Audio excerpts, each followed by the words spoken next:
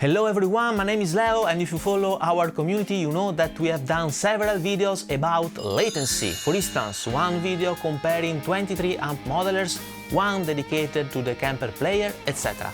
This new video is fully focused on the new Matribox II PRO latency management. Let's start! First of all, if you want more info about latency and how I have measured it, you can check out my 23 amp modeling pedalboard latency comparison video, following the link in the card above or description below. With this out of the way, let's jump straight to the results. With an empty chain, I mean no amp or cab or effect blocks in the chain, we have 4.8 milliseconds of latency. Then, if we add an amp block, basically the latency increases just a tiny bit.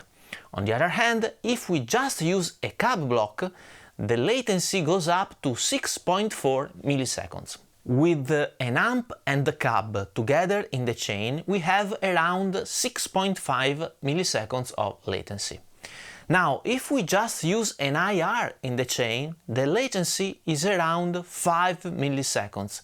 And with an amp and an IR, we have 5.1 milliseconds. So here we can say that the IR is more efficient in terms of latency, as I think that SoniCake, just like Hot Tone, has invested energy and DSP power in the quality of the cab simulation, that of course has a pretty high impact on our final tone quality. If we then add an effect block, like an overdrive, we add around 0.1 milliseconds of latency to the overall latency. On the other hand, if we add time effects, like reverbs or delays, the latency does not increase, which is a good news.